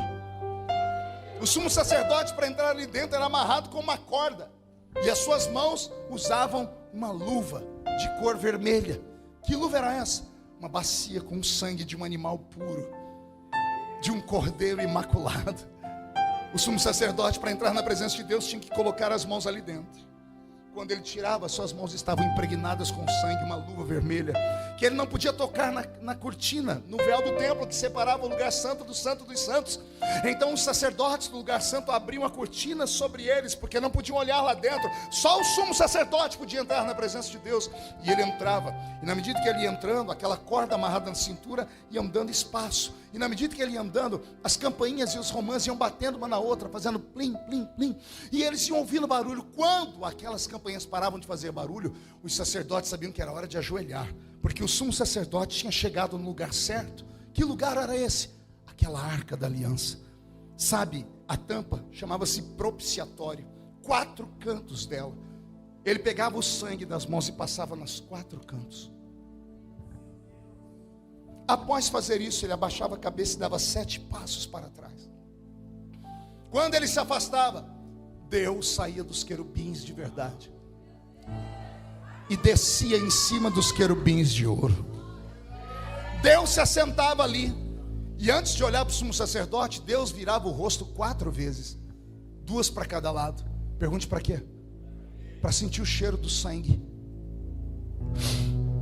para saber se o sangue era de um animal puro, imaculado e inocente. Quando ele sentiu o cheiro do sangue e viu que o animal era puro, aí Deus olhava para o sumo sacerdote, da cabeça aos pés. E o sumo sacerdote não podia ter defeito, nem da orelha, nem no nariz, nem na boca, nem nas pernas, nem nos pés, nem nas mãos e nos braços. Não se escandalize, o sumo sacerdote não podia ter problema nem na sua bolsa escrotal. Tudo isso, símbolos. 3 horas para pregar sobre isso, eu não tenho tempo. O sumo sacerdote tinha que ser perfeito. Ele não podia ter problema na orelha. Pergunte por quê? O sumo sacerdote não pode dar ouvido para qualquer um. Não podia ter problema no nariz. Pergunte por quê? Não podia se meter na vida dos outros. Não podia ter problema nos pés, não podia ir em qualquer lugar, entrar em qualquer ambiente, não podia ter problema nas mãos, não podia tocar em qualquer coisa. Tudo nele tinha que glorificar e adorar o Eterno. Se o sumo sacerdote tivesse qualquer defeito, ele morreria fulminado ali na presença do Eterno, porque ele tinha tanta roupa, e tanta roupa com pedra e ouro. Pergunte por quê? Quando Deus descia, a glória dele inundava o Santo dos Santos. A glória de Deus, aquela luz eterna, o sol da justiça ali naquele cubículo, a glória batia no sumo sacerdote, e do jeito que batia, voltava, porque as pedras refletem. Como ele estava encurvado, as pedras dos ombros refletiam. Como ele estava encurvado, que está escrito em ouro, a glória batia e voltava. Quando a glória batia nos pés dele, as campainhas que ali estavam refletiam. Tudo nele fazia a glória vir e voltar. Era Deus dando um ensinamento. Pergunte qual? Eu te deixo sentir a minha glória, mas eu não te dou ela. Porque a glória é minha e eu não dou ela para ninguém. Estou com o corpo todo arrepiado, porque a glória dele está aqui. Por isso, ninguém que prega, ninguém que canta, ninguém que tenha destaque no ministério, seja pequeno ou gigante, pode achar que é alguma coisa. Por isso, ninguém que tem uma oportunidade de fazer ou servir a Deus dentro da igreja pode ser arrogante, ou andar com o nariz empinado e dizer: se eu não estiver aqui, nada funciona. Ninguém é insubstituível, só Ele é. Se você não estiver aqui, pode ser que a glória de Deus não vai descer como antes, porque você tem o dom. Mas o que adianta ter o dom e ser concorrente com o doador? Melhor é não ter o dom, mas ter amizade com o doador, do que ter o dom e ser rival dele. Tudo isso dentro daquele cubículo.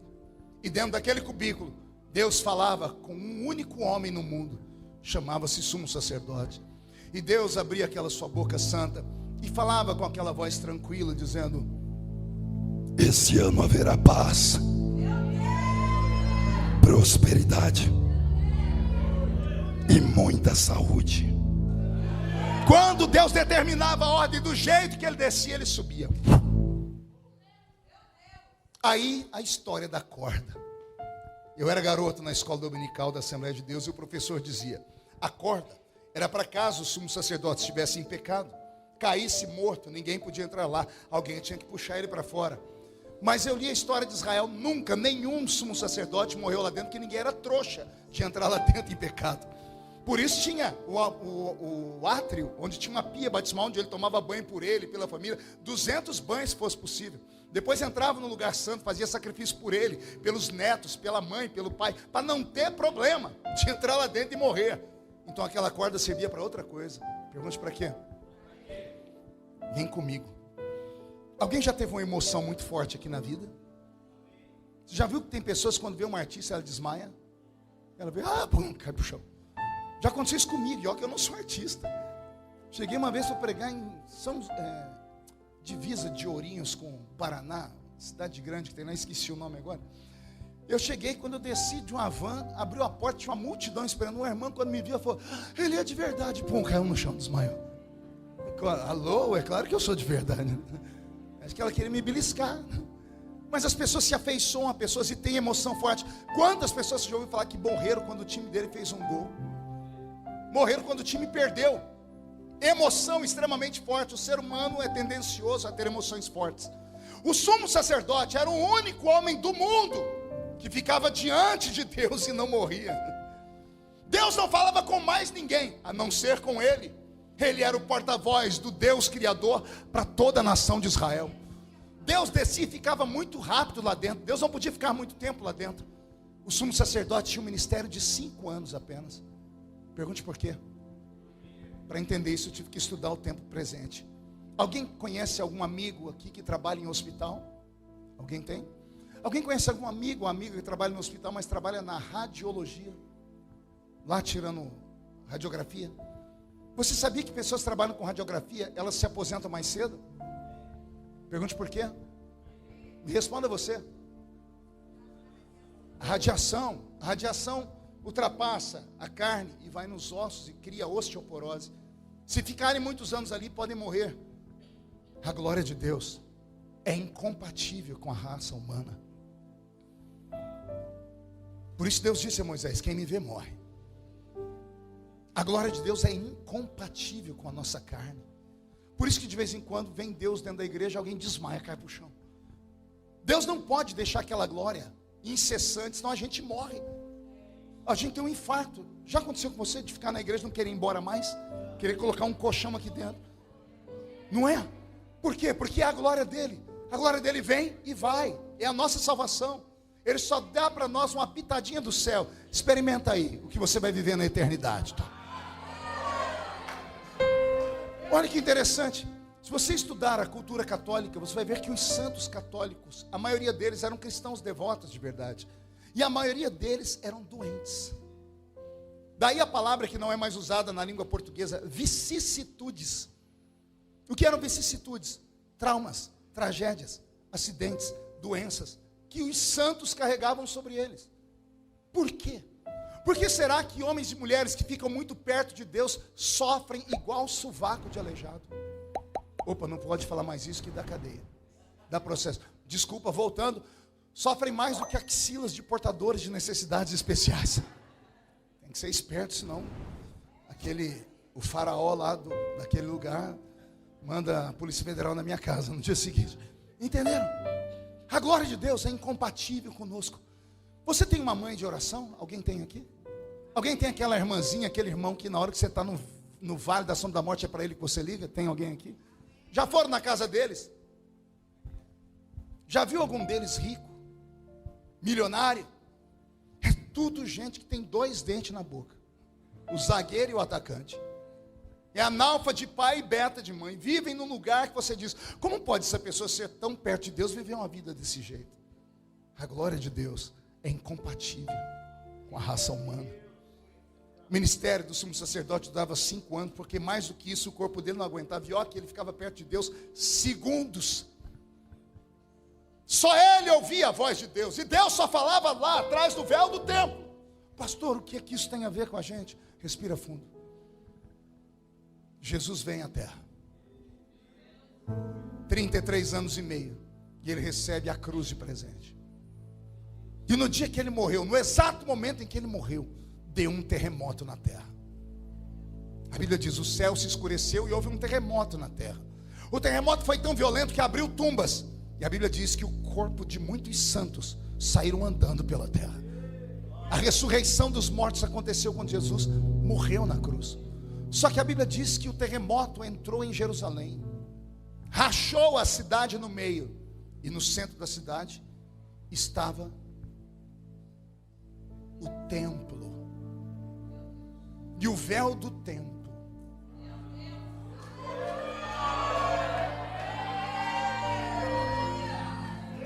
o que aconteceu com ele? Se rasgou de baixo para cima? Não. Da esquerda para a direita? Direita para a esquerda. Se rasgou como? Pergunte a mim por quê, pastor? Porque de véu ele só tinha o nome. Ele era feito de pele de animais. Precisava de uma junta de bois, 12 bois para arrastar esse véu no deserto. Deus criou uma couraça para que ninguém mais ficasse perto dele. Deus não queria mais a raça humana. Ele abriu uma brecha com Abraão por misericórdia para tentar encontrar meia dúzia de fiéis na terra. No Velho Testamento todos pecaram. Tanto que de Malaquias a Mateus temos um período chamado de interbíblico. 400 anos que Deus ficou sem falar com a raça humana. Por isso temos Velho Testamento e Novo Testamento. Antigo pacto e Novo pacto. Porque Deus criou um novo pacto. Por misericórdia.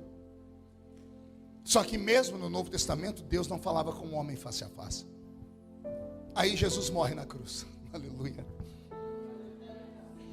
Quando Deus sente o perfume do sangue dele, Deus sai lá do céu, estica as mãos e diz assim: esse véu que te separava de mim não vai separar mais.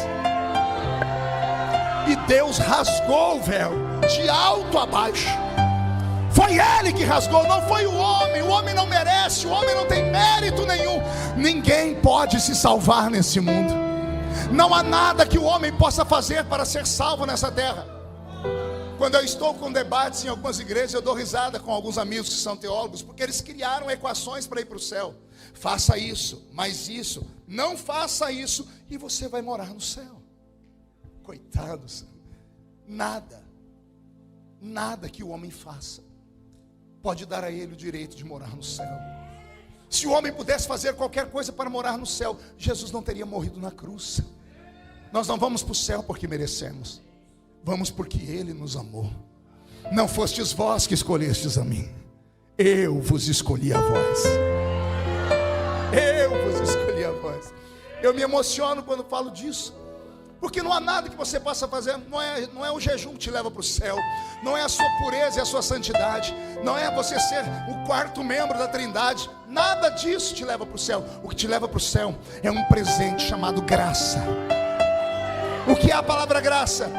Favor imerecido. Ninguém merece nada aqui. Eu não mereço o céu, você não merece o céu. E nós vamos para lá por quê? Porque ele que merecia viver, porque quem peca morre, quem não peca vive, trocou de lugar com a gente. Se eu mereço a vida, lá na cruz ele falando, se eu mereço a vida e eles merecem a morte, eu troco de lugar com eles, eu morro para que eles tenham vida e tenham vida em abundância.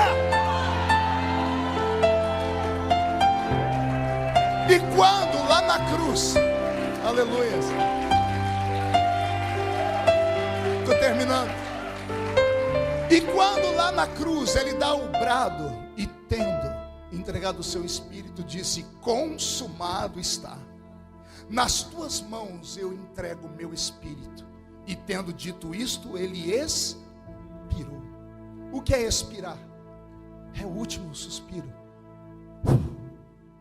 Quando ele fez assim, o Cristo que estava dentro dele saiu. Deus não morreu na cruz. Quem morreu na cruz foi o homem, Yeshua. Yeshua morreu. O Cristo não pode morrer. O mundo não pode subsistir milésimos de segundos sem a existência do Criador. Deus é o hálito do universo. Deus é o oxigênio da vida. Se ele tivesse morrido na cruz, a terra não teria existido mais. Quem morreu foi o corpo, a carcaça, Yeshua. Cristo saiu. Quando Cristo saiu, a carcaça pendeu. Quando a carcaça pendeu, eu imagino Cristo falando com Yeshua: Yeshua, fica tranquilo, daqui 3 dias eu volto para te pegar. O corpo dele pendeu na cruz. Quando o corpo dele pendeu na cruz, o espírito dele saiu. E ao invés de ir ao céu, a Bíblia diz: e tendo morrido, desceu às partes mais baixas e pregou o evangelho, trazendo consigo o cativeiro. Todos os que morreram antes de Jesus tiveram a chance da salvação. Ele desceu lá no Sheol, no seio de Abraão, e anunciou a eles, dizendo quem ele era. E por isso eles creram nele. E ele trouxe consigo um cativeiro e abriu a porta do paraíso. Olha que coisa bela isso.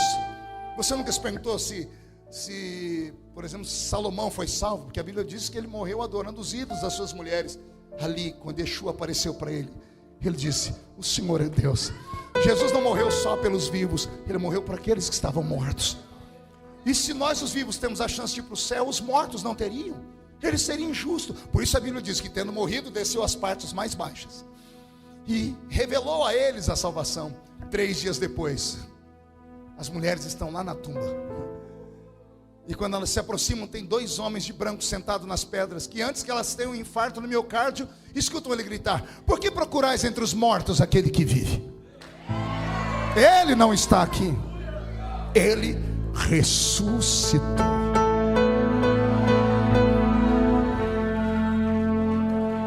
Quando ele expirou, o véu do templo se rasgou. O que significa isso?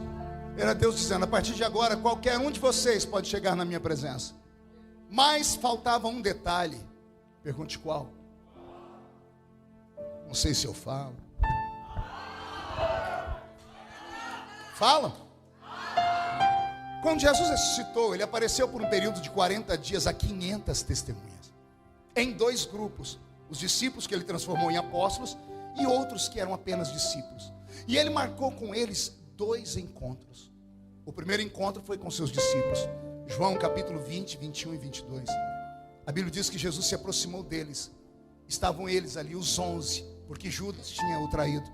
E a Bíblia diz que Jesus fez assim: e tendo assoprado sobre eles, disse: recebei o Espírito Santo. 2 textos da Bíblia mostram Deus soprando sobre os homens: Gênesis, quando Deus soprou nas narinas do homem, e João, quando Jesus soprou nos seus discípulos. Jesus estava preparando eles, condicionando eles para poderem falar com Deus. Mesmo eles cheios do Espírito Santo, não era o suficiente. Aí Jesus marcou um encontro com eles. Lucas 24, 49. Ficai em, até que do alto sejais, do que? De poder. Ali em João capítulo 20, 21, 22, Jesus os vestiu assim, e eles respiraram, e o Espírito Santo entrou dentro deles e limpou a casa. Agora eles têm o Espírito Santo dentro deles, mas não era o suficiente. Ele diz: ficai em Jerusalém até que do alto sejais revestidos de poder. E em Atos capítulo 1, Jesus sobe aos céus, e eles saem dali e vão para um cenáculo, que é a sala de uma casa. Não era uma igreja, não era uma sinagoga, era a sala de um crente muito rico, porque para comportar 500 pessoas tinha que ser uma casa muito grande. E eles começaram a orar, e esperaram até a promessa se cumprir, porque ele disse: ficai em Jerusalém. E eles oraram por 10 dias. Nesses 10 dias, 380 e alguma coisa desistiram, tiveram que voltar para a vida comum. Mas quase 120 permaneceram ali dentro. E 10 dias depois, estavam todos reunidos no mesmo lugar. Quando de repente veio do céu um som, como de um barulho forte e impetuoso, que encheu a casa onde estavam assentados. E foram vistos por eles línguas repartidas como que de fogo, as quais pousaram sobre cada um deles. E todos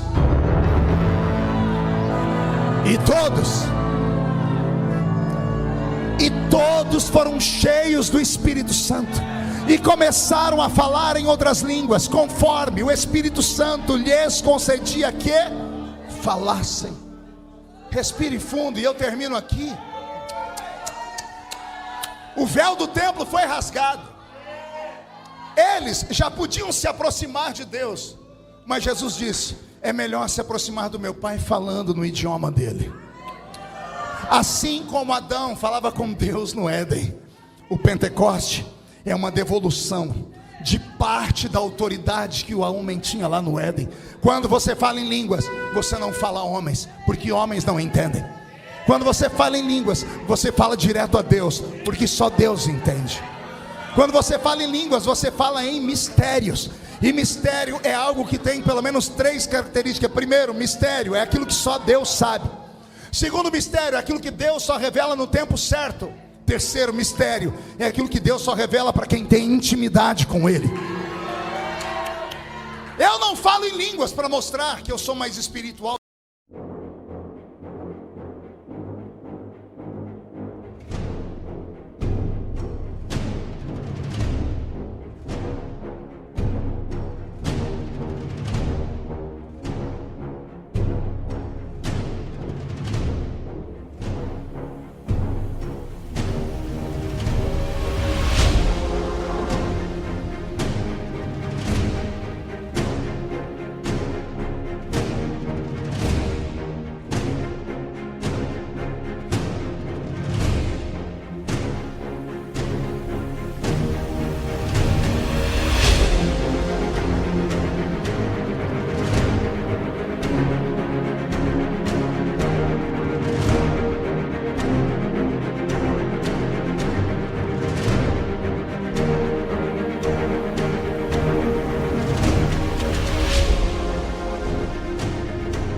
Demais.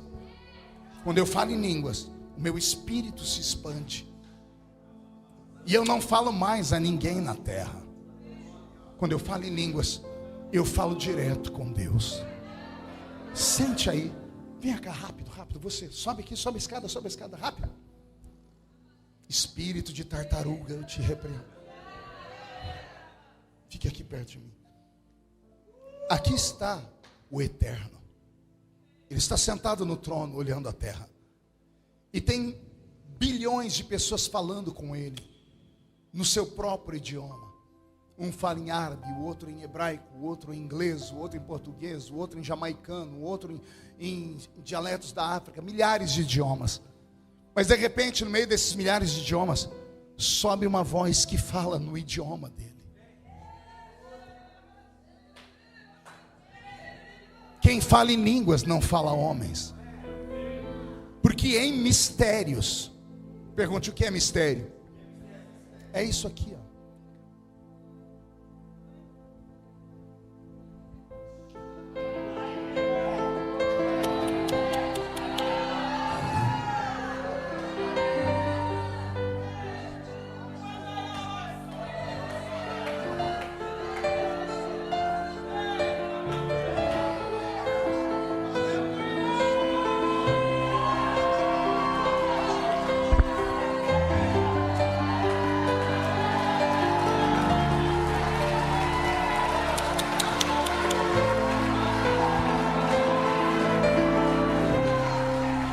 Pode ficar de pé.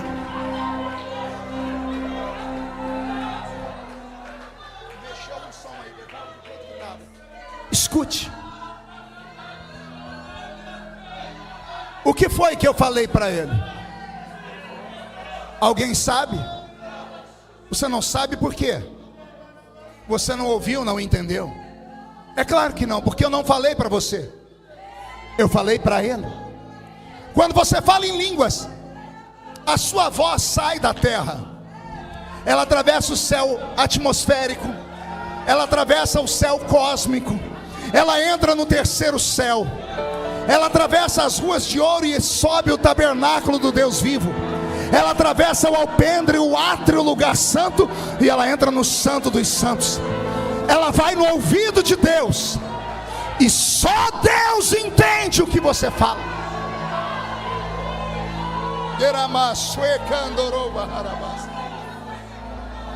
Pegue na mão de quem está do seu lado.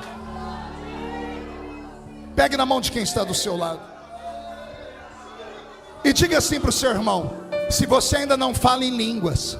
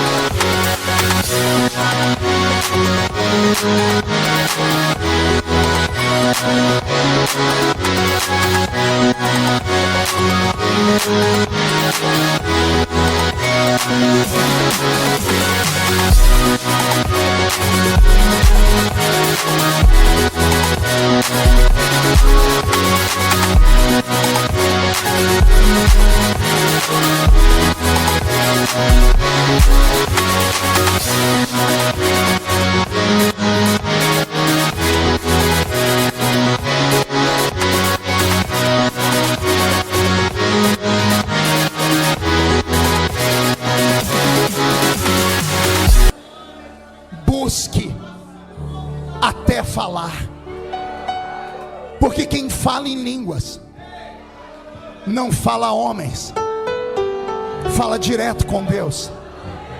Quem fala em línguas não precisa passar por secretário, ligar no telefone. Quem fala em línguas tem um cordão aberto, um portal aberto até o céu. Pentecoste é isso, torrentes de água viva descendo sobre nós. E no 8º aniversário deste ministério, o Senhor me trouxe aqui para te dizer: você poderia estar em qualquer lugar, mas Deus te trouxe para estar perto da presença dEle. Feche os seus olhos e adore.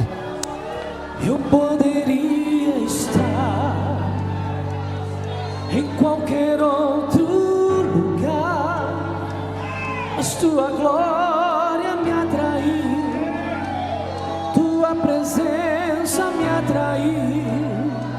Tentei me esconder por medo de não viver, mas tua glória me atraiu, tua presença me atraiu. Eu